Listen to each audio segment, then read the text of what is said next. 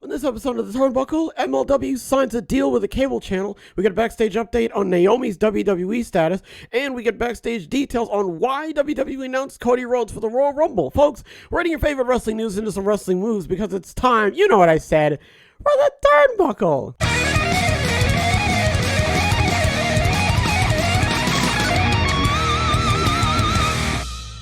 Major League Wrestling has a new home on cable television. Reels announced a deal that will see MLW Underground Wrestling premiere on the network on Tuesday, February 7th at 10 p.m. The episode will feature a match billed as Titan vs. Titan, in which MLW World Heavyweight Champion Alex Hammerstone will put his gold on the line against EJ Nduka in a last man standing match. Real One, the Boomaye Fight Club, and Mance Warner are being promoted for the premiere as well. In the press release, Real's Senior Vice President of Programming Steve Cheskin expressed his excitement over the new broadcasting deal. Major League Wrestling is for a new generation of fans, and we're thrilled to bring our viewers a ringside view with exciting nights at the fights, said Cheskin, with a strong response from our viewers to several Reels originals celebrating the extraordinary lives and careers of professional wrestlers. We are stepping into the ring to bring them new Major League Wrestling events every week. Last year, Reels aired episodes of the documentary series Autopsy, The Last Hours Of, focusing on the deaths of Andre the Giant and Eddie Guerrero.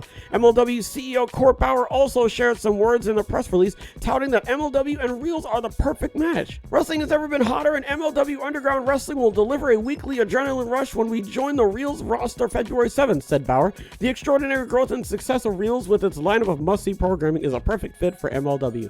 Following the premiere of MLW Underground Wrestling, Reels will be airing its 1-hour MLW Battle Riot 4 special at 11 p.m. Eastern Standard Time. The event was held last June. The special was first made available on the streaming platforms several months ago. This is absolutely incredible news because, you know, you always hear about a bunch of different wrestling promotions getting a bunch of streaming deals and everything like that, and those are great. I would argue that this is like somewhat better just because I feel like it's going to be, okay, well, they're airing at like 10 p.m., but so is Rampage, all right? Jeez Louise. I feel like they're going to go in there with like a bigger budget. I don't know, there's something's telling me that this whole like new TV deal and everything is going to give them a little bit more room to, you know, grow and everything. And I feel like, you know, with that aspect in mind, I feel like it's going to help the company grow with like their roster and stuff like that. Like, I feel like they're going to get a lot more like prominent wrestlers and stuff, or maybe they're just going to be able to build up the wrestlers that they already have, and like they're able to work on like a better foundation and everything. Now that they have a TV deal, you know, only time will tell like what type of different things that they're going to start doing and stuff. So we'll just have to wait and see. Next, we got a backstage update on Naomi's WWE status. According to Fightful Select, Naomi has maintained positive contact with WWE since her walkout from the company on May 16, 2022,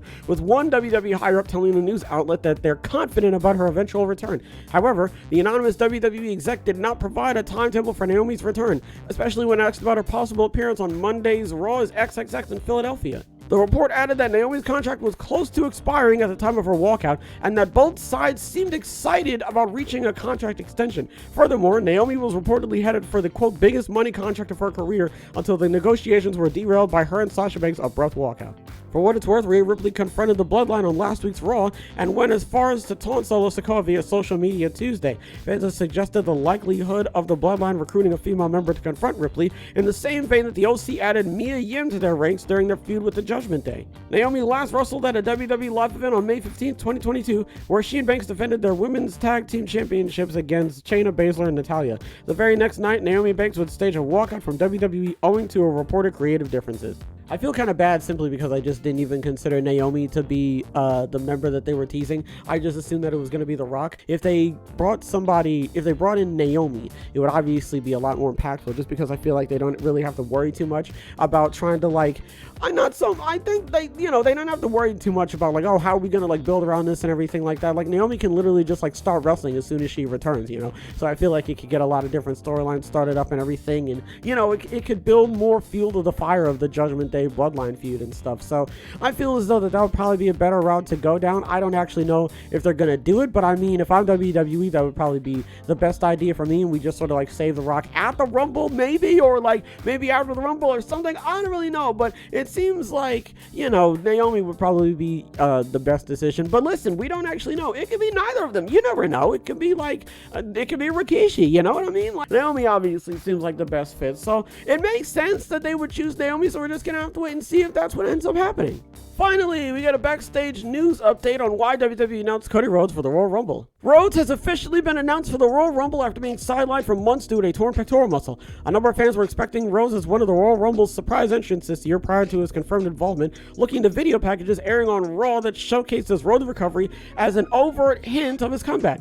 However, with the Royal Rumble just over a week away, some have questioned WWE's decision to announce Rhodes' return ahead of time. Wrestling insider WrestleVote shared on Twitter why WWE went forward with getting Rhodes' entry into the Rumble out there in advance. It's twofold, one being that nearly everyone expected it to happen already, and two, source states they are more than pleased with the other surprises that are lined up, bringing on the speculation as to what other possible surprises WWE could have in store that would overshadow Cody Rhodes arriving back on the scene.